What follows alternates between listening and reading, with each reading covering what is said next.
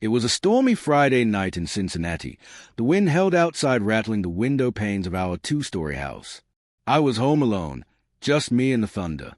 My parents were out of town for the weekend, and my older brother Ryan was away for work in Chicago, or so I thought.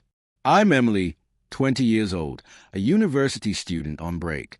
I had planned a quiet night, movies, snacks, maybe some sketching. But things changed quickly.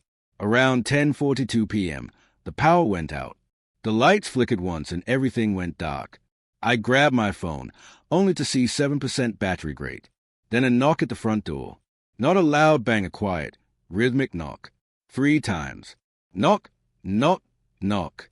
I froze. Hello, I called out, my voice shaky. No answer. Peering through the peephole, I saw someone standing there, tall, hooded, still. My heart pounded as I slowly unlatched the door, holding a metal umbrella tightly just in case. And then he spoke.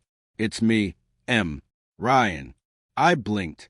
Ryan, he pulled down his hood-wet hair, same familiar face. My brother. What are you doing here? I asked, letting him in. My trip got cancelled. I figured I'd surprise you all, he said, giving me a small smile. But you didn't call. My phone died hours ago. Sorry about the scare. He set his backpack down and wiped his shoes. But something felt off. He was quieter than usual, distant. His eyes were tired, almost haunted. We sat on the couch with candles lit. He didn't talk much. I offered tea, he refused. Then he asked something strange. Do you still keep Dad's letters? I paused. Yeah. Why can I read them? I nodded slowly. They're in Mom's drawer. He got up without another word and went into their room. I followed, confused. Ryan opened the drawer and pulled out the envelope. Inside were handwritten letters Dad had written before he died in 2018, some to Mom, some to us. Do you know why Dad died? Ryan suddenly asked. Of course. Heart attack. What are you talking about? He looked me in the eye. That's what they told you. But it's not the truth. My stomach dropped. What do you mean? He handed me one of the letters. It was marked to Ryan, open only when you're ready. He opened it for the first time. Inside was confession.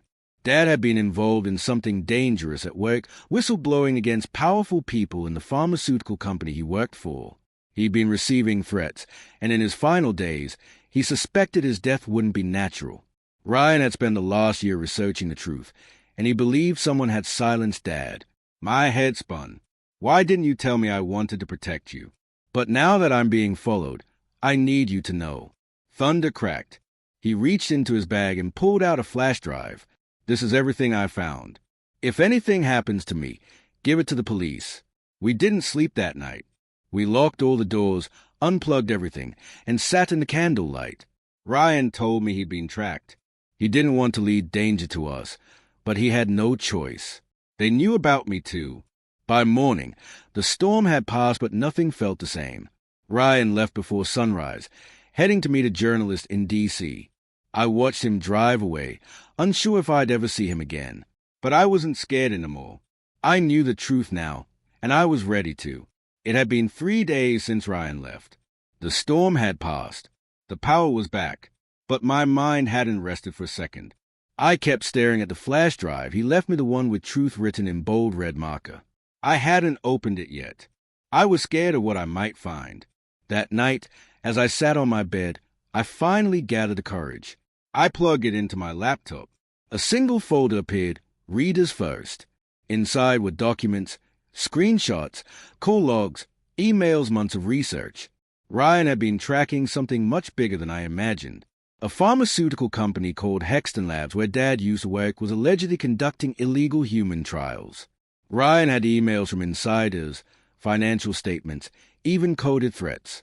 His friend at cybersecurity helped him decode.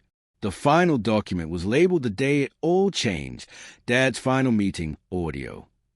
With trembling hands, I clicked play. Dad's voice played through the speakers. I don't trust anyone here anymore. If anything happens to me, it wasn't natural. I'm leaving this for my children. They deserve to know. Suddenly, my heart stopped. There was a knock at the door. I closed the laptop in panic. It was nearly midnight. Who could be at the door? I stayed quiet. Another knock louder. Bang, bang, bang. Then a voice deep, Cold, unfamiliar. Miss Emily, we're with the authorities. Open the door, please. But something didn't sound right. No badge shown. No flashing lights. No name. I didn't open. Instead, I ran to my room, grabbed a flash drive, and climbed out the back window barefoot. My heart raced as I ran into the woods behind our house where Ryan and I used to play when we were kids. I hid behind a tree, watching from a distance. Two men broke into the house, not officers. They were looking for something, tearing drawers open, searching the living room. I felt sick. They were looking for the flash drive. Just then, my phone buzzed. Private number. Get out now. They found me. It was from Ryan. He was alive. I texted back frantically. Where are you? What do I do? No reply. I stayed hidden until morning. Then I made my way to a nearby public library, using a guest computer to email everything on the flash drive to multiple journalists and law firms. I even sent a copy to myself under fake name. Then I mailed a printed copy to the Department of Justice anonymously. The truth wouldn't die with us. I hadn't heard from Ryan. I watched the news every day, nothing.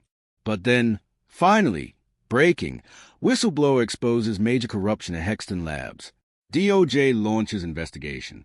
They didn't name Ryan, but I knew it was him. I cried with relief. That same night, I received a small brown envelope under our front door, no sender. Inside, a photograph of Ryan, smiling, alive, with one handwritten message. You are braver than I ever was. Stay safe.